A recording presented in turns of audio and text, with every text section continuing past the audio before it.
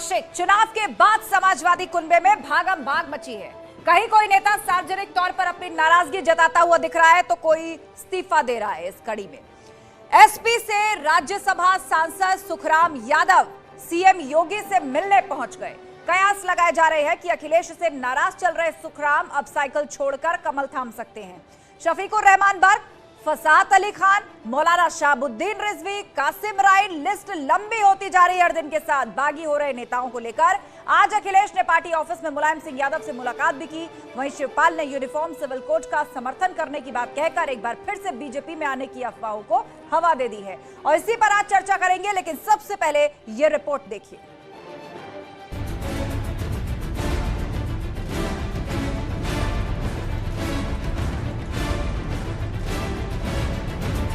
चुनाव के बाद एसपी कुनबे में भागम भाग, अखिलेश से मोह भंग, एसपी नेता किसके संग? देखिए, मैं मुलायम सिंह का व्यक्ति हूँ और मुलायम सिंह के साथ जो नाइंसाफी होती रही समय पर उसका मैं विरोध करता हूँ। आज की तारीख में मैं समाजवादी पार्टी में हूँ। आगे भविष्य में किसके साथ क्या होगा ये कहना संभव नहीं। अखिलेश रोक पाएंगे? नाराज नेता कहां जाएंगे? समाजवादी पार्टी की नीतियों से तंग आकर समाजवादी पार्टी के सभी पदों से इस्तीफा देता हूं। कान पर जूं तक नहीं रेंगती, ना ही कुछ बोलते हैं, ना ही पार्टी स्तर पर कहीं विरोध करते हैं। इनको तो मुस्लिम के कपड़ों से बदबू आती है। ऐसी स्थिति में इस पार्टी के साथ रह पाना बहुत मुश्किल था। एसपी ऑफिस में अखिलेश की मुलायम से हुई मीटिंग। नाराज चल रहे शिवपाल का यूनिफॉर्म सिविल कोड के समर्थन का ऐलान। उन्होंने भी आवाज उठाई थी, लोहिया जी ने 67 में आवाज उठाई थी, तो हम लोग आज ही उनके जयंती के शुभ अवसर पर समान नागरिक संहिता की आवाज। बगावत जारी, एसपी कुनबे में किसकी सेंधमारी? अभी सब कहेंगे हमारी बात को। अच्छा, हिंदुस्तान कह रहा है। आज महाबहस इसी पर।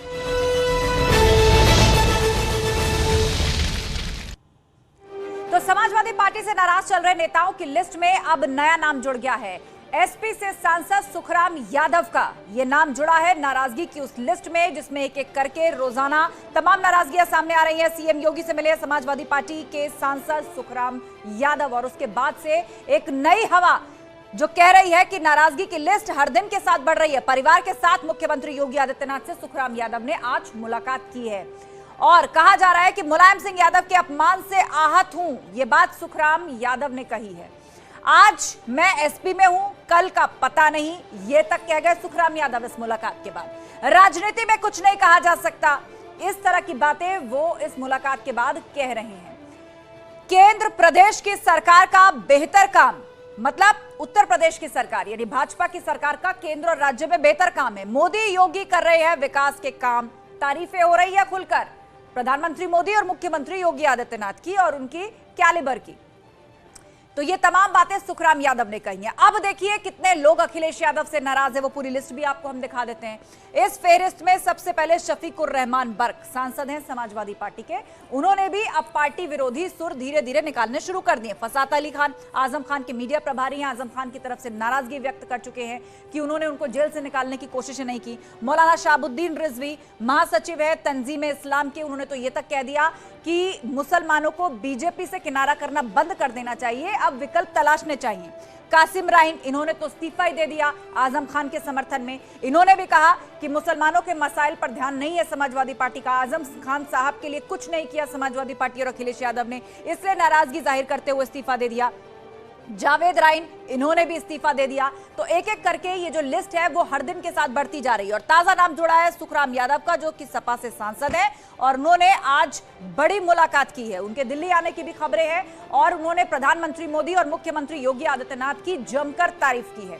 समाजवादी पार्टी में टूट की खबरों के बीच लखनऊ में आज एसपी मुख्यालय में एक मीटिंग हुई है। यह बड़ी बैठक हुई है समाजवादी पार्टी के ऑफिस में।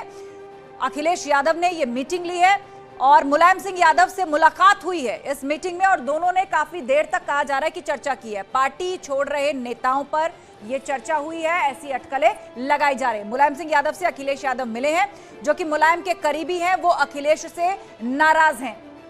इस तरह की भी चर्चाएं काफी की जा रही हैं। लेकिन कुल मिला के हाल ही में जो पार्टी के अंदर हालात हैं, एक एक करके जो नाराजगियां सामने आ रही हैं, उसको लेकर आज मुलायम सिंह यादव और अखिलेश यादव के बीच में जो है ये बैठक लखनऊ के अंदर हुई है। और इस वक्त चर्चा के लिए हमारे साथ पूरा गेस्ट पैनल जुड़ चुका है। शरद त्रिवेदी भाजपा का पक्ष रखने के लिए हमारे साथ हैं, मीसम जैदी समाजवादी पार्टी के समर्थक हमारे साथ हैं, गौतम राणे सागर हैं नेता पीएसपीएल यानी प्रसपा के, और थोड़ी देर में हम कनेक्ट करने की कोशिश करेंगे मोहम्मद कासिम राइन को भी, जो कि पूर्व नेता हैं एसपी के, उन्होंने इस्तीफा भी दिया अभी हाल ही में समाजवादी पार्टी से। लेकिन सबसे पहले मीसम जैदी जी, सवाल आपसे यही, ये क्या हो रहा है, इतनी भागम भाग क्यों मची है पार्टी के अंदर? रोजाना एक डिबेट होती है और हर दिन लिस्ट में एक या दो नाम और जुड़ गए होते हैं। देखिए, कोई भगदड़ नहीं मच रही है। अभी आपने देखा कि माननीय हमारे नेता, हमारे संरक्षक माननीय मुलायम सिंह यादव जी ने अपनी बात में ये कहा कि पूरी समाजवादी पार्टी पूरी राजनीति अखिलेश यादव जी के साथ है और साथ रहेगी। और रही बात, कोई आधिकारिक बयान अभी किसी तरह का माननीय आजम खान जी की तरफ से नहीं आया है जिसके ऊपर चर्चा की जाए। और रही बात, जो उनके जो सलाहकार थे, उनके जो मीडिया प्रभारी थे, उन्होंने अगर कोई बात मीसम जी, आपका ऑडियो अभी साफ नहीं आ रहा है, हम आपको एक बार फिर से कनेक्ट करने की कोशिश करेंगे क्योंकि दर्शकों तक आपकी आवाज साफ साफ नहीं पहुंच पा रही है। तो जब तक ये टेक्निकल फॉल्ट दूर होता है, हम रुक करेंगे गौतम राणे सागर जी का, जो प्रसपा के प्रवक्ता है। गौतम राणे जी, आपने सबसे पहले नाराजगी जताई, मतलब शिवपाल यादव की जब नाराजगी बाहर आई और उसके बाद एक एक करके ये लिस्ट आगे बढ़ती चली गई। उसमें आजम खान का भी नाम है, उसमें शफीकुर रहमान बर्क का भी नाम है, उसमें कासिम राइन, जावेद राइन और अब तो सुखराम यादव, ये नया नाम जुड़ गया है। आखिर क्या कारण है जो अखिलेश यादव या समाजवादी पार्टी से इतनी दूरियां नेताओं की बढ़ रही हैं चुनाव नतीजों के बाद? क्या ये हार की हताशा है, जो लोग अब अपना भविष्य कहीं और देखना चाहते हैं, या अंदर खाने कुछ मसाइल चल रहे हैं? नहीं, देखिए, इसको हार की हताशा से जोड़ करके नहीं देखा जा सकता। इनको मुद्दों के प्रति गरिमा से देखा जा सकता है, प्रतिबद्धता से देखा जा सकता है। शिवपाल यादव एक ऐसा नाम रहा है जो समाजवाद के जितने भी विचारधाराएं रहे हैं, जितने भी आंदोलन रहे हैं, जितने भी कार्यक्रम रहे हैं, उसको अगर उसका झंडा उठा करके चलने की अगर किसी ने कोशिश की तो वो शिवपाल यादव रहे हैं। और हमेशा वो चाहते थे कि समाजवादी आंदोलन काफ़ी मजबूती से आगे बढ़े, लोकतांत्रिक दृष्टिकोण से आगे बढ़े, प्रदेश काफ़ी मजबूत हो, प्रदेश के लोगों को जो तकलीफ़ें झेलनी पड़ रही उस तकलीफ़ों से मुक्ति मिले। हाँ, लेकिन ये है, और इसी की वजह से आपने देखा भी होगा कि चुनाव के दरमियान उन्होंने प्रोग्रेसिव समाजवादी पार्टी की तरफ से कोई भी ऐसी शर्त नहीं रखी जो समाजवादी पार्टी के लिए मुसीबत बन सकती थी या रोड़ा बन सकती थी। उन्होंने पूरी तरह से कहा कि चूंकि उत्तर प्रदेश के लोग इस समय सत्ता परिवर्तन के मूड में हैं, तो समाजवाद के नेतृत्व में सत्ता परिवर्तन में अखिलेश को पूरी छूट दे दी कि आप मुख्यमंत्री बनना चाहते हैं, हम आपके पीछे खड़े हैं, जिस तरह से भी आप चलना चाहते हैं, हमारा जिस तरह से भी उपयोग करना चाहते हैं, हम आपके साथ हैं। कुछ बातें उन्होंने अनुभव को शेयर जरूर किया, अखिलेश यादव जी थे, और हो सकता है उस अनुभव को शेयर किए अनुभव पे उन्होंने अपनी दृष्टि नहीं डाली, ध्यान नहीं दिया। तो इस पर शिवपाल यादव जी ने, चूंकि परिवार के भी एक तरह से बड़े होने के नाते, चाचा होने के नाते, पार्टी का ही दुख नहीं, उन्होंने वो भी बताया कि पार्टी को, परिवार को अगर अलग भी रखा जाए तो समाजवाद को जिंदा रखना आवश्यक है, जिम्मेदारी है, कुछ कार्यक्रम है जिसे संचालित करने की जरूरत है। अच्छा, मुझे ये बताइए गौतम राणे जी, कुछ समय पहले शिवपाल यादव और मुलायम सिंह यादव की भी मुलाकात हुई थी, और आज खबर आ रही है कि लखनऊ में मुलायम सिंह यादव और अखिलेश यादव की बातचीत हुई है, और बातचीत का विषय वही है कि क्यों इतनी भागम भाग मची है, क्यों नेता नाराज हैं एक एक करके। पहले देखिए, जो मुस्लिम चेहरे थे, चाहे वो आजम खान हो, शाहबुद्दीन हो, कासिम राइन हो, जावेद राइन हो, ये सभी आरोप लगाते हुए खुद को पार्टी से अलग थलग करने की जुगत में दिख रहे थे। और अब तो सुखराम यादव, वो भी एक बड़ा चेहरा है यादव वोट बैंक आपका। तो ये जो कोर वोट बैंक से जुड़े हुए चेहरे हैं, ये अलग हो रहे हैं। इससे लेकर आज मीटिंग हुई और निश्चित तौर पर दोनों के बीच में यदि चर्चा हुई है तो शिवपाल यादव को लेकर भी मसला जरूर उठा होगा। क्या बातचीत हुई? क्या इसे एक ऐसा प्लेटफॉर्म माना जाए, जिसे बहुत दिन से कहा जा रहा था कि सही वक्त आने पर, सही प्लेटफॉर्म पर इस विषय की चर्चा होगी? देखिए, निश्चित तौर पे नेतृत्व में और नेताओं में जो पार्टी है, पार्टी में काम करने वाले सभी नेताओं में जब कम्युनिकेशन गैप हो जाता है और वो कम्युनिकेशन गैप खत्म होने के बजाय धीरे धीरे बढ़ता रहता है तो गलतफहमियां पैदा होती है। और इस गलतफहमियों के ही शिकार है कि लोग अब लोगों को ये लगने लगा कि हम उपेक्षा हमारी की जा रही है, हमारी बातों को ध्यान नहीं दिया जा रहा है, हमारे अनुभव का लाभ नहीं लिया जा रहा है। तो चूंकि एक बार जो समाज से जुड़ जाता है, समाज जब उसको इज्जत देने लगता है, समाज जब उसके प्रति गंभीरता से देखने तो यानी लगता है, आप मानते हैं कि कहीं ना कहीं ये नेता जो है वो खुद को उपेक्षित महसूस कर रहे थे या उनको कमतर करके आंका जा रहा है, उनको उनके अनुभव या सीनियरिटी के हिसाब से कोई ओहदा नहीं दिया जा रहा या पूछा नहीं जा रहा, इस तरह की भावना उनके अंदर बनी हुई है। शरद त्रिवेदी भाजपा से हमारे साथ है। ठीक है गौतम राणे जी, आपके पास आएंगे और मीसम जैदी भी अगर कनेक्ट हो गए हैं तो उनके पास हम चले, लेकिन उससे पहले शरद त्रिवेदी आपका ये कमेंट, क्योंकि एक एक करके समाजवादी पार्टी से बहुत से नेता जो हैं अलग होना चाह रहे हैं और आज तो सुखराम यादव की भी मुलाकात हो चुकी है, उनके दिल्ली आने की भी खबर है। तो इस तरह की भागम भाग या भगदड़ जो सपा के अंदर मची है, क्या भाजपा के दरवाजे खुले उन तमाम नेताओं के लिए?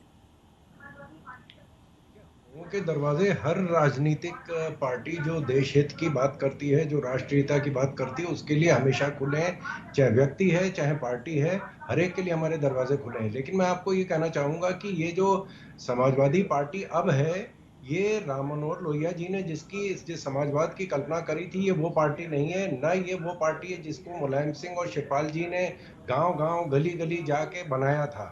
ये अब ठगों की, अपराधियों की और अराजक तत्वों के हाथ में ये पार्टी आ चुकी है।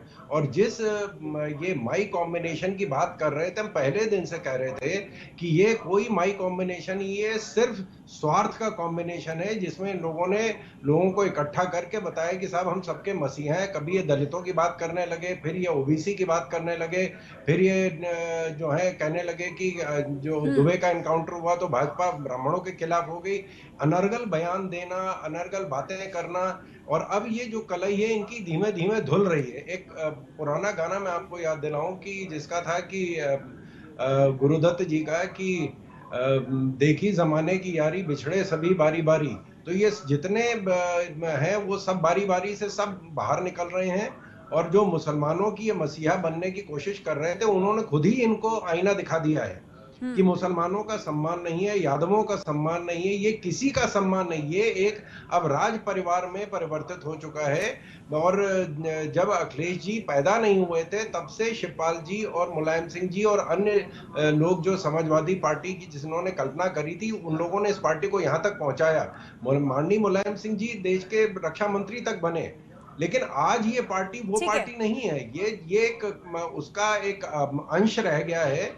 और नतीजा हम लोगों के सामने आ रहा है कि सारे लोग एक एक करके बाहर आ रहे हैं, इनकी कलई धुल रही है और इनकी सच्चाई जग सामने उजागर हो रही है। हमारे दरवाजे हमेशा खुले थे, पहले भी हैं और आज भी। ठीक है, तो भाजपा ने स्पष्ट कर दिया है कि दरवाजे हमेशा खुले थे काबिल नेताओं के लिए, जो देश सेवा करना चाहते हैं, जिनकी उनकी कम्युनिटी पर पकड़ है। तो राजनीति का तकाजा यही कहता है कि यदि वो पार्टी बदलना चाहते हैं, देश सेवा की भावना से आना चाहते हैं, तो भाजपा के दरवाजे खुले हैं। लेकिन मीसम जैदी, समाजवादी पार्टी का कोर वोट बैंक मुस्लिम और यादव, आज उन्हीं से जुड़े हुए नेता किनारा कश हो रहे हैं।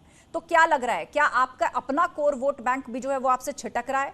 उन्होंने आपको आईना दिखा दिया है, आपको झटका दे दिया है?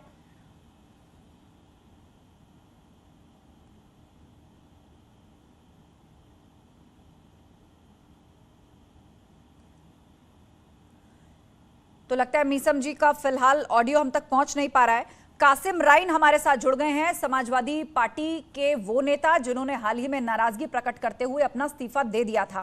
कासिम राइन जी, सवाल मेरा मीसम जैदी जी से था, लेकिन फिलहाल वो कनेक्ट नहीं हो पा रहे हैं, तो यही सवाल आपसे कि सपा का कोर वोट बैंक हुआ करता था मुस्लिम और यादव, एक एक करके जिन नेताओं ने साथ छोड़ा वो सभी या तो मुस्लिम समाज के लीडर थे और आज सुखराम यादव वो भी यादव समाज से आते हैं। तो इस कोर वोट बैंक में क्या सेंध लग गई है?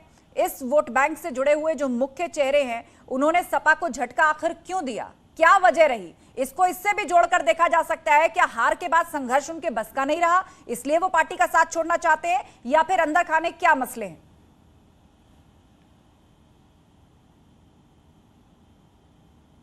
जो हमको अपनी बात रखने का मौका दिया। मैडम, मेरा ये कहना है कि पार्टी के जो मुखिया हैं उन्होंने अनदेखी की, चाहे वो मुस्लिम समाज का लीडर रहा हो, चाहे यादव समाज का लीडर रहा हो जो आज छोड़ के जा रहा है, उसके साथ जो है भेदभाव हुआ है, अनदेखी हुई है। इसलिए लोग छोड़कर भाग रहे हैं। खास तौर से मेरा मुस्लिम समाज जो है उसके साथ भेदभाव कैसे हुआ है, अनदेखी कैसे हुई है? मैं चाहूंगी कि क्योंकि आपने इस्तीफा दिया है, आपने इतनी बड़ी बगावत की है अपनी पार्टी से, तो क्या भेदभाव हुआ है? कहाँ पूछ नहीं हुई आप लोगों की, या कहाँ सम्मान नहीं दिया गया आप सबको? हमारे सबसे बेहतरीन लीडर आजम खान साहब आज 2 से 3 सालों से जेल में पड़े हुए हैं। इनके पास इतनी फुर्सत नहीं है हमारे राष्ट्रीय अध्यक्ष जी को कि ये जाके उनको देख कर आए, उनकी बात करें या रोड पे उनके लिए उतरे सड़कों पर। न कार्यकर्ताओं को कोई सूचना देते हैं कि आप लोग रोड पे आइए, न खुद कहीं मिलने जाते हैं उनसे। इसी तरह साजिल इस्लाम साहब का पेट्रोल पंप तोड़ दिया गया, इनकी एक चुप्पी साधे रहे। नाहिद हसन साहब जेल में पड़े हुए हैं, ये चुप्पी साधे हैं, किसी मुद्दे पर ये बोलते ही नहीं, एकदम साइलेंट रहते हैं। इनका मुसलमानों के साथ, अब देख लीजिए चुनाव में किसी मुस्लिम को इन्होंने स्टार प्रचारक नहीं बनाया। मुस्लिम अगर मंच पे गया है, इनके समर्थकों ने उसको धक्के मार के भेज दिया, चाहे मछली शहर का मामला रहा हो, चाहे जौनपुर का मामला रहा हो, चाहे भदोही का मामला रहा हो। मंच से मुस्लिमों को धक्के मार के भगा दिया गया। मंच पे कोई सम्मान नहीं दिया गया, ना चुनावी दौर में कोई सम्मान तो मिला। इस तरह के घटनाओं की फेहरिस्त आपके पास है कि चुनावी मौसम में जो मुस्लिम लीडर्स थे उनके साथ किस तरह के सुलूक भरे मंच पर किए गए, उनको सम्मान नहीं दिया गया। गौतम राणे जी हमारे साथ जुड़े हुए हैं। गौतम राणे जी, आज शिवपाल यादव या कह लीजिए प्रसपा ने कोई भगवा संदेश दिया है, मतलब आप लोगों ने यूनिफॉर्म सिविल कोड की खुलकर सहमति जता दी है, खुलकर वकालत की है और कहा है कि यह होना चाहिए। तो इसके पीछे छिपे हुए मैसेज को उस तरह क्यों ना देखा जाए कि एक बार फिर से बीजेपी के निकट जाने के कयास तेज हैं? ये भगवा संदेश है शिवपाल यादव का? देखिए, इसको भगवा संदेश से जोड़ करके न देखा जाए। हम लोग हमेशा प्रयास करते रहे हैं कि समान नागरिक संहिता की बात करते रहे हैं और एक होमोजीनियस सोसाइटी की बात करते रहे हैं और एक शिक्षा प्रणाली की बात करते रहे हैं, एक टैक्स की बात करते रहे हैं। लोहिया जी का ये आंदोलन था और लोहिया जी ये कहते थे कि समान शिक्षा हो, समान नागरिक संहिता हो और खास तौर से हर व्यक्ति को। लेकिन गौतम राणे जी, सवाल आज इसलिए आपसे पूछा जा रहा है क्योंकि चुनाव भी रहे, किसी मंच से ऐसा जिक्र नहीं हुआ। प्रसपा बनी उस वक्त जो आपने पार्टी की रूपरेखा लेकर चले थे आप लोग, वहां पर ऐसा जिक्र नहीं हुआ। पहले भी आपने चुनाव लड़े, तब भी आपने खुलकर कुछ नहीं बोला, जबकि यूनिफॉर्म सिविल कोड पर तो भाजपा की तरफ से मुखर रूप से कहा ही जाता रहा है। लेकिन आज इसके टाइमिंग को लेकर सवाल उठ रहे हैं कि इस मौके पर यूनिफॉर्म सिविल कोड का समर्थन करके आप क्या संदेश देना चाह रहे हैं? देखिए, प्रश्न ये उठता है कि कौन से मुद्दे कब कारगर होते हैं, कब उसकी डिमांड की जाती है। समय काल का अपना महत्व होता है और इस महत्व को लोहिया जी बार बार उठाया करते थे कि कब कौन से काल में कौन से मुद्दे उठाए जा सकते हैं। तो हमने ये देखा कि कुछ मुद्दे जो हमने उठाए थे उस मुद्दे को कारगर नहीं हो पाए, तो हमें ये लगा कि जो समाज को मैसेज देना चाहिए था वो प्रॉपर हम मैसेज नहीं दे पाए, हम मैसेजर उनके नहीं बन पाए। लीडर तब तक नहीं होता जब तक वो मैसेंजर न बन पाए, मैसेंजर न बने, मैसेंजर की भूमिका में अपने आप को न खड़ा कर पाए और उस मैसेज से पब्लिक को कनेक्ट कर पाए। तो अब हमें ये लग रहा कि पब्लिक को कनेक्ट करने के जो मैसेज हैं वो मैसेज हम निकाल रहे हैं, तो इसको भगवा से जोड़ करके देखने की कोशिश नहीं करनी चाहिए। आप तो चाहे जिस तरह घुमा करके बातों को समझा लें, लेकिन राजनीति में हर चीज स्पष्ट रूप से नहीं कही जाती, बहुत सारी बातें संकेतों में होती हैं और इस मौके पर यूनिफॉर्म सिविल कोड का जिक्र करके उसको अपना समर्थन देके आपने एक नई तरह की बहस और एक नई तरह की संभावना की तरफ इशारा जरूर किया। एक बार फिर से मीसम जैदी को कनेक्ट करने की कोशिश करते हैं, सपा समर्थक हमारे साथ है। मीसम जैदी, यदि हमारी आवाज आप तक पहुंच रही है तो बताइए जरा, MY कॉम्बिनेशन मुस्लिम और यादव, क्या ये वोट बैंक और उससे जुड़े हुए नेता अब आपसे छिटक रहे हैं, आपको झटका दे रहे हैं? इन्होंने आपको आईना दिखा दिया है? क्या अब ये सपा का वोट बैंक उस तरह नहीं रहा जिसे कहा जाता था कि ये दो कम्युनिटीज तो पक्की हैं सपा के साथ?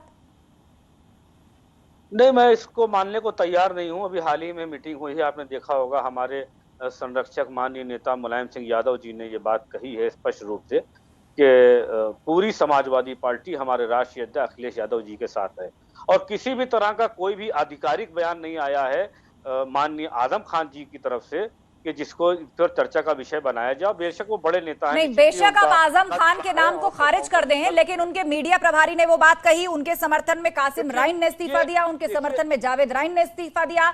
शहाबुद्दीन कह रहे हैं कि अब मुसलमानों को भाजपा से किनारा करना छोड़ देना चाहिए, विकल्प तलाशने चाहिए, और अब सुखराम यादव भी उसी बात को कह रहे हैं। हर कोई तो आजम खान के समर्थन में इस्तीफे दे रहा है और आप इस बात को नकार रहे हैं कि अखिलेश यादव या समाजवादी पार्टी उनके साथ रही।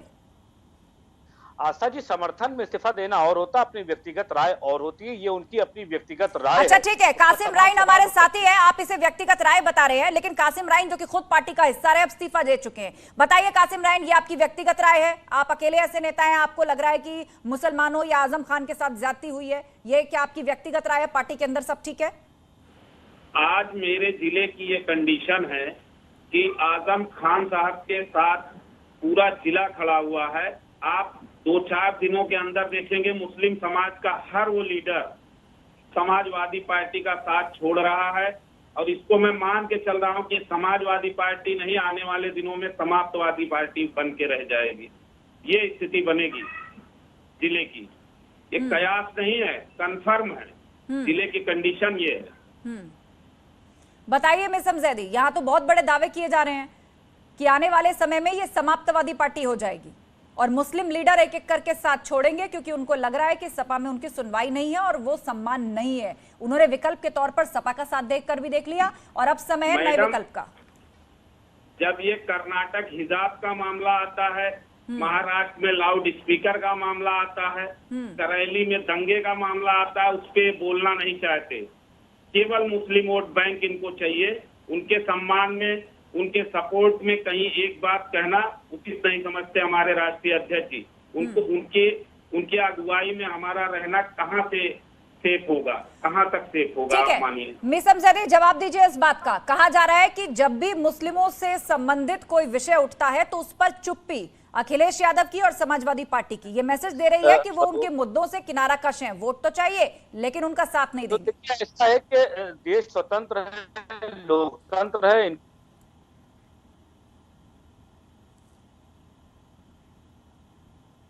ये है कि तमाम मुसलमानों के लिए मैसेज देना राजनीति के लिए गलत। चलिए, लगता है आपकी आवाज साफ नहीं आ रही है। ठीक है, ठीक है, आप हमारे साथ जुड़े रहिए, आगे हम आपको कनेक्ट करने की कोशिश करेंगे। लेकिन बहस यहां पर यह चल रही है कि एक एक करके सपा का साथ नेता क्यों छोड़ रहे हैं। पहले गठबंधन में बिखराव और अब कुनबे में बिखराव, एक एक करके फेरिस्त बढ़ती जा रही है। रोज नए नए नेताओं के नाम ऐड हो रहे हैं जो सपा का साथ छोड़कर जाना चाहते हैं। पूरा गेस्ट पैनल हमारे साथ जुड़ा है, चर्चा जारी है। एक बहुत छोटे से ब्रेक का वक्त है, फौरन लौट रहे।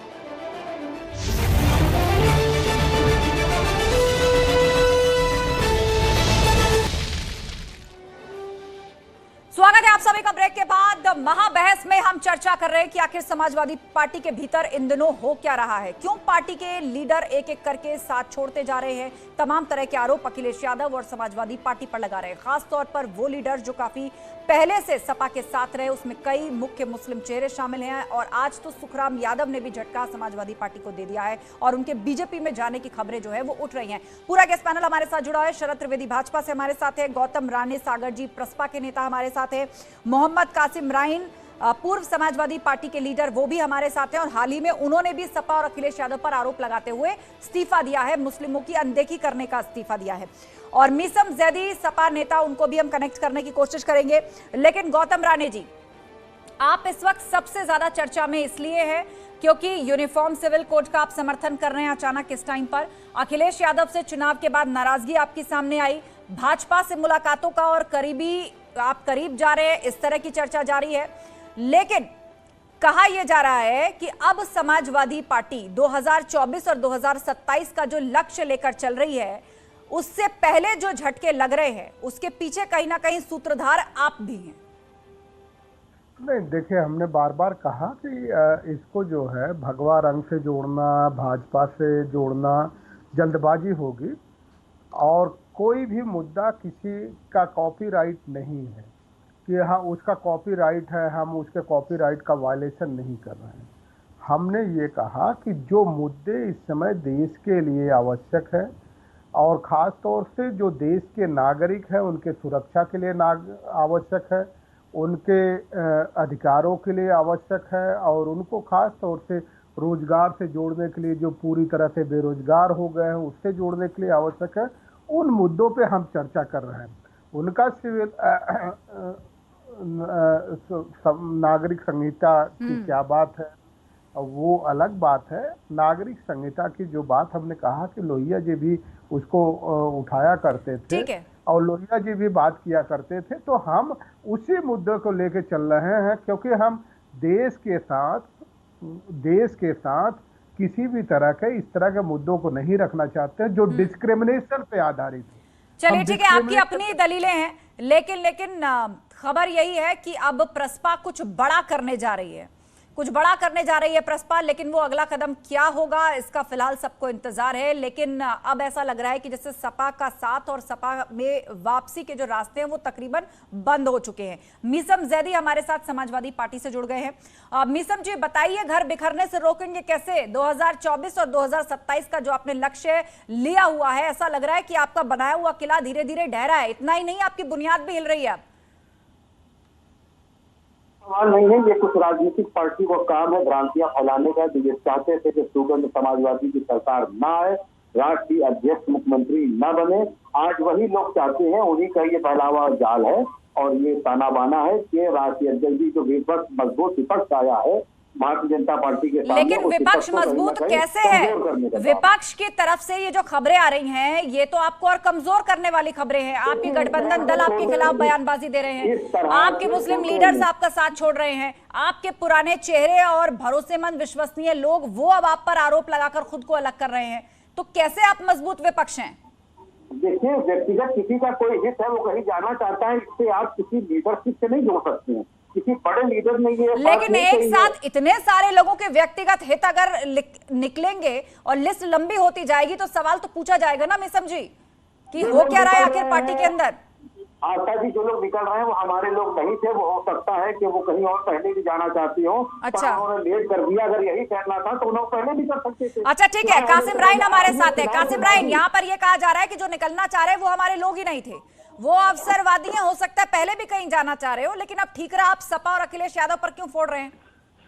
मैडम, जन्मजात सपाई है, मुस्लिम समाज से हैं और समाजवादी पार्टी से कभी इस्तीफा नहीं दिया है, उसके सक्रिय कार्यकर्ता रहे हैं, पदों पे रहे हैं और अभी तक हमको पार्टी ने कहीं से निष्कासित भी नहीं किया है, न कोई गलत मामला आया है और पार्टी के हम पूर्व चेयरमैन रहे हैं, जन्मजात सपाई रहे हैं।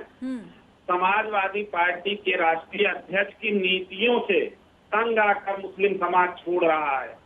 अब इनका पक्षपात आप देखिए मैडम, ये कानपुर के गुप्ता जी व्यापारी से गोरखपुर गए थे धंधे के सिलसिले में, उनकी हत्या होटल में हो जाती है। उनसे मिलने के लिए राष्ट्रीय अध्यक्ष जी को समय है और 20 लाख रुपए का चेक भी देते उनके परिवार वालों को। वहीं कासगंज थाने में आफ्ताब आलम की हत्या हो जाती है, उस मामले पे ये मिलने तक नहीं जाते, चुप्पी साध लेते हैं। ये है इनका पक्षपात। किस तरह से मुस्लिम समाज इन पे विश्वास करे? अपनी गलतियों को नहीं बताएंगे, केवल ये जो है कह रहे हैं कि कोई दूसरी पार्टी में जाना चाहता है, कहीं से कोई साक्ष्य नहीं है इनके पास। केवल मीसम जैदी, आपको नहीं लगता कि आपके लिए आत्मचिंतन का बहुत गंभीर विषय और वक्त है? ऐसा तो नहीं है कि धूल जो है वो चेहरे पर है और आप आईना चमका रहे हैं? नहीं, बिल्कुल नहीं आशा जी। देखिए, ऐसा है कि अभी जो रायन जी ने हमारी बात करी कासगंज की, तो अखिलेश यादव जी कासगंज के नेता नहीं है, पूरे उत्तर प्रदेश के नेता। और अगर ऐसी बात कोई है तो आप चीफ मिनिस्टर से बात करके राष्ट्रीय अध्यक्ष जी से मिल करके कोई बात करिए, ना कि आप बैठ करके इस तरह से सोशल मीडिया पर और आपके नेशनल चैनल पर बैठ करके अपना दुख का इजहार कर रहे हैं। यही बात अगर कहनी थी उनको तो चुनाव से पहले भी कह सकते थे। आखिर ये चुनाव के बाद इस तरह के मुद्दों को उठाने का कोई चुप रहते हैं? इस तरह का कोई महत्व नहीं है चुनाव के बाद इस तरह के मुद्दों को उठाने का। और आप कहीं ना कहीं भारतीय जनता पार्टी के मंसूबों को कामयाब करना चाहते हैं कि विपक्ष को आप कमजोर करना चाह रहे हैं, और विपक्ष कमजोर नहीं होगा ये बात अच्छी तरह से लोग ध्यान में। हम लोग राष्ट्रीय अखिलेश यादव जी के साथ थे है और एक एक करके बोलिए आप, एक एक करके बोलिए। कासिम जी ने ये पॉइंट उठाया था मीसम जैदी कि मुसलमानों से जुड़े हुए मुद्दों और मसाइल पर अखिलेश यादव और सपा चुप हो जाती है। चाहे वो कर्नाटक से हिजाब का मुद्दा उठाओ, महाराष्ट्र से लाउडस्पीकर और अजान का मुद्दा उठाओ, ऐसे मौकों पर चुप्पी साध ली जाती है। देखिए इन्हीं सब बातों पर तो राष्ट्रीय अध्यक्ष जी और माननीय नेता मुलायम सिंह यादव जी को मुल्ला मुलायम सिंह यादव तक कह दिया गया। यही तो भारतीय जनता पार्टी चाहती है कि राष्ट्रीय अध्यक्ष जी मुसलमानों के और यादव के नेता है। हमारे संसद का कौन संसद लेकर गया उत्तर प्रदेश के? कहीं ना कहीं छवि को बदलने का कार्य राष्ट्रीय अध्यक्ष जी द्वारा किया जा रहा है, क्योंकि हमेशा ये एक ब्लेड लगा देना कि मुस्लिमों के और यादव के समीकरण क्या है, राजनीति उसी चीज को बढ़ावा दे रहे हैं।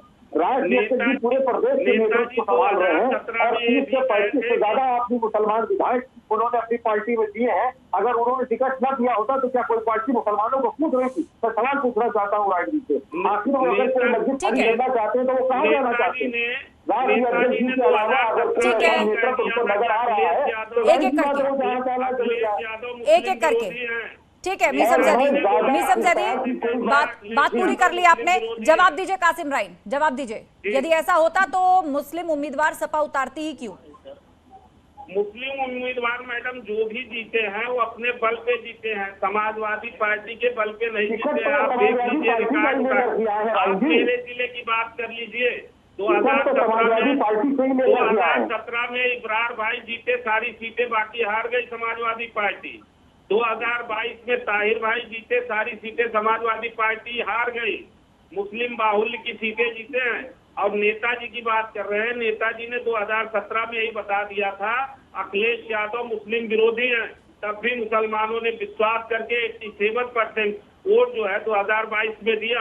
उसके बाद भी चुप्पी साधे हुए हैं, मुसलमान के पक्ष में बोलते नहीं है, केवल जो है भेदभाव करते हैं, कहीं इनका आधा वोट खिसक ना जाए। फिर हम इनको नेता क्यों माने, हम अपना अगुआ क्यों माने मैडम? ठीक है मीसम जैदी। देखिए रही बात ये कि अगर वो मुस्लिम विरोधी है तो इनको जहाँ लग रहा है वो ये जाए, वो एक अलग की बात है। ये इनका व्यक्तिगत मामला है, लोकतंत्र है, आजादी है, ये किसी भी पार्टी में जाना चाहेगा है। मगर राष्ट्रीय अध्यक्ष जी पर इस तरह का इल्जाम लगाना कि वो मुस्लिम विरोधी है, और ये तो वही वाली बात कर रहे हैं कि अगर वो आपके नहीं है और वो कहते हैं कि ये मुस्लिमों के नेता है तो फिर राष्ट्रीय अध्यक्ष किसके नेता है? अगर भारतीय जनता पार्टी ये काम लगाती है तो मुसलमानों के नेता है और मुसलमान ही कहने लग जाएंगे तो हमारे नेता नहीं है, तो ये बहुत दुख की घड़ी है। और इस तरह की बातों का होना मुझे लगता है उचित नहीं है। राष्ट्रीय अध्यक्ष जी की सोच है और उनका विजन है, और उस तरह से हम लोग देश में और प्रदेश के अंदर तमाम जो लोग हैं वो, लेकिन जो जनता इस वक्त आप दोनों को सुन रही होगी, आपको लगता है कि मीसम जैदी इससे क्या संदेश जा रहा होगा? वो मुस्लिम वोट बैंक जिसको लेकर इतने कॉन्फिडेंट और जिसके बूते आप एक मजबूत सरकार पहले भी चला चुके हैं, हमेशा साथ लेकर चलते हैं, उस वोट बैंक के भरोसे आप उंगलियों पर गिनते हैं कितनी सीटें आ जाएंगी या कितना जो है वो आपका पक्का मामला होने जा रहा है। शरद त्रिवेदी हमारे साथ जुड़े हुए हैं। शरद जी, इस तरह मुस्लिमों का या मुस्लिम लीडर्स का सपा से छिटकना या अलग होना, आपको लगता है कि भाजपा के लिए अभी एक बड़ी फायदेमंद स्थिति बनती जा रही है? क्योंकि एक तरफ तो आप लाभार्थी वोट बैंक का जिक्र करते हैं कि जहां बिना जाति धर्म देखे आप सभी योजनाओं का सबको लाभ देते हैं, तो ऐसे में एक मुश्त वोट बैंक अगर छिटकेगा सपा से तो भाजपा के लिए एक बड़ी फायदेमंद स्थिति बनने जा रही है। तो आस्था जी, हम लोग शुरू से ही कहते आए हैं कि अकेली धर्मनिरपेक्ष पार्टी जो है वो भारतीय जनता पार्टी है। हमने 168 यहूदी जाति के लोग जो गुजरात में रहते हैं, जिनके ऊपर आप प्रधानी का चुनाव नहीं जीत सकते हैं, उनको हमने माइनॉरिटी का स्टेटस दिया है। तो हमने ना गैस, ना बिजली, ना मकान, ना शौचालय, कोई भी चीज जाति या धर्म देख के नहीं दी है। ये एक दिक्कत है मुस्लिम समाज में कि जो एक ठेकेदारी प्रथा है कि 1, 2, 3 ठेकेदार बन जाते हैं जो पूरे समाज को डरा के, धमका के और पैसे लेके उनका वोट एक तरफ घुमा देते हैं। हम लोग सीधे मुस्लिम समाज से बात कर रहे हैं। अब मुस्लिम समाज जागरूक हो गया है, वो शिक्षित हो गया है, वो एक आधुनिक भारत की कल्पना कर रहा है। अब वो ये ठेकेदारी प्रथा और फतवा जारी करने से जो वोट मिलते थे वो कहानी खत्म हो चुकी है। सपा के कार्यकाल में मुसलमानों की जमीनों को कब्जा करके उन पर यूनिवर्सिटी बनाई गई है। ये सिर्फ एक ढकोसला बनाया गया था जो चुनाव के समय में लाया जाता था। और जो हमारे यहाँ कहावत है कि काट की हांडी 2 बार नहीं चढ़ती है, ये तिलस्मी पार्टी है जिसने 4 बार काट की हांडी चढ़ा दी थी। ये 4 बार उत्तर प्रदेश में सत्ता में आए थे और इनके पास 69 मुस्लिम सांसद थे। इन्होंने कौन सा मुसलमानों के कल्याण के लिए काम किया है? इन्होंने एक हम लोग घर की बात करते हैं, ये डर की बात करते हैं, ये कब्रिस्तान की बात करते हैं, हम हिंदुस्तान की बात करते हैं। 10,000 करोड़ के वजीफे हम लोगों ने दिए हैं मुस्लिम बच्चों के लिए। 75,000 एक्स्ट्रा हज यात्री आज जा रहे हैं क्योंकि माननीय मोदी जी ने सऊदी किंग से बात करके, वहां के राजा से बात करके उनसे कहा कि जब दूसरी सबसे बड़ी मुस्लिम आबादी हमारे यहाँ है तो हमारे यहाँ से भी दूसरे सबसे ज्यादा मुसलमान जाने चाहिए हज के लिए। और 75,000 हज यात्री जा रहे हैं।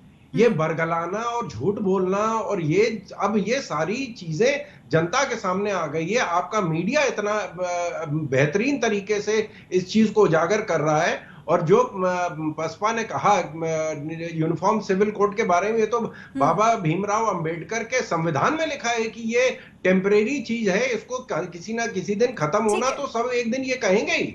ठीक है, ठीक है। मीसम ज़ैदी, अब देखिए भाजपा के लिए तो बड़ी फायदेमंद स्थिति बनती जा रही है। इस तरह आपका जो कोर वोट बैंक है, इसके लिए अब कहा भी जा रहा है कि अब वो ठेकेदारी समाप्त हो गई है कि आप इस वोट बैंक के ठेकेदार हैं। अब लोग अपनी आवाज उठाना जानते हैं, अपने अधिकारों के लिए मुखर हैं और एक एक करके पार्टी का जो है वो साथ छोड़ रहे हैं। तो आपको लग रहा है कि इस तरह का जो बिखराव है समाजवादी पार्टी के अंदर, वो भाजपा को ही मजबूत करेगा आने वाले समय में? नहीं, बिखराव नहीं है। बिखराव चाहती है भारतीय जनता पार्टी होना। क्योंकि देखिए, जो सवाल सत्ता पार्टी से पूछना चाहिए वो हमारे पार्टी के लोग, हमारे राज्य अध्यक्ष जी से पूछते हैं, जबकि सवाल पूछने का अधिकार और जवाब देने का अधिकार भारतीय जनता पार्टी को है। और भारतीय जनता पार्टी वही चाहती है। तभी आप देखिए किस तरह से इन्होंने दूसरों के घरों में झांकने का काम किया है। ये भटकाना चाहते हैं महंगाई के मुद्दे से, बेरोजगारी के मुद्दे से, महिलाओं के अपराध पर। ये मुद्दों से हट करके इनका काम ही यही है कि कहीं ना कहीं ये कभी समाजवादी पार्टी में चाचा भतीजे को लेकर के अफवाह से ये बैठ जाते हैं डिबेट करने के लिए। तभी आप देख रहे हैं कि ये इस तरह से जो समाजवादी पार्टी के अंदर जो बातें चल रही हैं उसको ये ज्ञान देने की बात करने लग जाते हैं। तो हमारे घर का मामला हमें कैसे निपटना है वो हम देख लेंगे। और मुझे लगता है कि राष्ट्रीय अध्यक्ष जी ने इस पर अभी बात करने की जरूरत भी कमी थी, उनके इतिहास से, उनके स्टेटस से इस तरह की मीसम ज़ैदी, आप बेशक ये कह रहे हैं कि आपके घर का मामला है, आप देख लेंगे, लेकिन अब बात जो है ना वो घर से बाहर आ चुकी है और वो फूट फूट कर बाहर आ रही है। अब चौराहों पर चर्चा हो रही है, सियासी गलियारों में चर्चा हो रही है कि सपा के अंदर आने वाले समय में बचेगा कौन, अब चेहरा रह कौन जाएगा। मुस्लिम लीडर्स, आजम खान इतना बड़ा चेहरा इतने समय से आपके साथ, उनकी तरफ से नाराजगी, शिवपाल यादव उनकी अलग नाराजगी है, तमाम Muslim leader, Sukhram Yadav vote bank आपका देखिए उनसे जुड़ा हुआ इतना बड़ा चेहरा, तो पार्टी के अंदर बचेगा कौन? ऐसे भागम भाग मची रहेगी तो देखिए, मैंने आपसे कहा ना कि ये बातें इसीलिए हो रही है कि 2024 के इलेक्शन की ये तैयारी की जा रही है इस तरह की बातें करके, ताकि जनता के मन में विश्वास बनाया जाए कि राष्ट्रीय अध्यक्ष समाजवादी पार्टी कमजोर हो चुकी है। और समाजवादी पार्टी न कमजोर थी न कमजोर है। मैं आपको ये बताना चाहता हूँ कि मजबूत विपक्ष है, रहेगा और हमेशा इसी तरह से हम लोग मजबूती से जनता की आवाज उठाएंगे। और 2024 में फिर एकजुट होकर के हम लड़ेंगे और लड़ करके ये मैसेज आपके द्वारा मैं देना चाह रहा हूँ कि देश में दिखा देंगे कि समाजवादी पार्टी। चलिए, आप एकजुटता की बात कर रहे हैं, आप 2024 की बात कर रहे हैं, लेकिन फिलहाल एकजुट रखिए तो महाराज, फिलहाल तो हर चीज बिखरती हुई नजर आ रही है। शरद त्रिवेदी जी, सुखराम यादव क्या भाजपा में आ सकते हैं? इसकी भी चर्चाएं चल रही हैं। मैं रहीम साहब से पूरी तरह सहमत हूँ। ये कह रहे हैं कि एक मजबूत विपक्ष का इन्होंने रोल अदा किया है और ये आगे भी मजबूत विपक्ष का रोल अदा करेंगे। इनकी आज्ञा शिरोधार्य है। हम बहुत खुश हैं कि ये मजबूत विपक्ष रहेंगे और आजीवन मजबूत विपक्ष रहें। हम चाहते हैं कि ये मजबूत विपक्ष का रोल अदा करें। ये सारे लोग एक दिन छोड़ के इनको जाएंगे। ये अब जागरूक जनता है। ये बरगलाने या कहानी सुनाने और मिथ्या और डराने धमकाने की कहानियां अब खत्म हो चुकी हैं। ठेकेदारी प्रथा खत्म हो चुकी है। ये अब आधुनिक 21वीं सदी का भारत है। ये यहाँ का मुसलमान अब डर के लिए नहीं लड़ रहा है। हमारे कार्यकर्ता बाबर की जिस तरह निर्मम हत्या करी गई, उसके बारे में किस तरह अनर्गल बयान दिए गए हैं। ये कहा गया कि वो मुसलमान जो है वो भाजपा को वोट ही नहीं कर सकता, ये भाजपा का कार्यकर्ता हो ही नहीं सकता है। इस तरह की बातें करी जा रही हैं। अब ये लोग देख रहे हैं, सब यादव भी देख रहे हैं, यादवों का अपमान किया गया, माननीय शिवपाल जी का अपमान किया गया, उनको भरी महफिल में मंच से धक्का देके उनको उतारा गया, वहां से उनसे माइक छीना गया। ये किसका? सुखराम जी खुद छोड़ने को तैयार हैं, सारे लोग इनको छोड़ रहे हैं। शफीक उर रहमान बर्क साहब जो इनके मसीहा थे वो छोड़ने को तैयार हैं। आजम खान के पार्टी के लोग छोड़ने को तैयार हैं। माननीय शिवपाल जी ने सिर्फ कुछ चंद सीटें मांगी थी, वो भी उनको नहीं दी गई। इनकी राष्ट्रीय कार्यकारिणी की जो पहली बैठक थी उसमें उनको वहां घुसने नहीं दिया गया, उनको बुलाया नहीं गया, वो बेचारे वापस इटावा चले गए। तो इस तरह की जिस पार्टी में अपमान, घोर अपमान किया जा रहा है, वो उस पार्टी में कोई कैसे रह सकता है? ये एक राज परिवार है जो मुलायम सिंह यादव के कुछ चंद उसमें परिवार के जन हैं जिनका ये राज परिवार है, और राज परिवार में अगला राजा का बेटा ही उसमें आएगा। तो ये, और हम तो ये भी बता सकते हैं कि अगर ये पार्टी 50 साल तक रही तो 50 साल बाद कौन सा अध्यक्ष होगा हमारी पार्टी का, तो आप अगले अध्यक्ष के बारे में नहीं बता सकते कि कौन होने जा रहा है। ठीक है। कासिम राइन जी, आपने आजम खान के समर्थन में इस्तीफा दे दिया, आपने कहा मुस्लिमों की अनदेखी हो रही है इसलिए सपा से इस्तीफा दे दिया। क्या कुछ और लीडर्स भी ऐसे हैं जो असंतुष्ट हैं, या आप कहना चाहेंगे कि आने वाले समय में ये लिस्ट और बढ़ेगी, सपा का साथ और छोड़ेंगे नेता?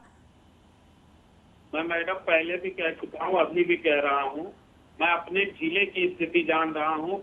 10 दिनों के अंदर मुस्लिम लीडर्स जो बड़े बड़े पदों पे बैठे हुए हैं वो सारे इस्तीफा देने की स्थिति में हैं। आपके सामने आएगा जल्द ही, इसमें कोई शक नहीं मैडम। मिसम जैदी, आने वाले 10 दिन इस्तीफों की फेहरिस्त तैयार है, और आप अब भी कह रहे हैं कि हम एकजुट है, मजबूत विपक्ष है, जनता के मुद्दे उठाएंगे। यहाँ तो पार्टी टूटने को तैयार है। आस्था जी, समाजवादी पार्टी एक बहुत बड़ा समंदर है और इसमें लोग जाते हैं आते रहते हैं, इससे कोई फर्क नहीं पड़ता है। अगर जाएंगे तो लोग आएंगे भी, तो एक बात की बात देखी जाएगी आने वाले समय पर। 2024 के समय आने दीजिए, धीरे धीरे आपको पता लग जाएगा। और रही बात राष्ट्रीय अध्यक्ष अखिलेश यादव जी की, तो भारतीय जनता पार्टी भी ये कह रही है तो ठीक है, इनके पास एक वोटिंग मशीन तो है जो ये अपने हाथ डाल करके उसको साफ करके निकाल ले।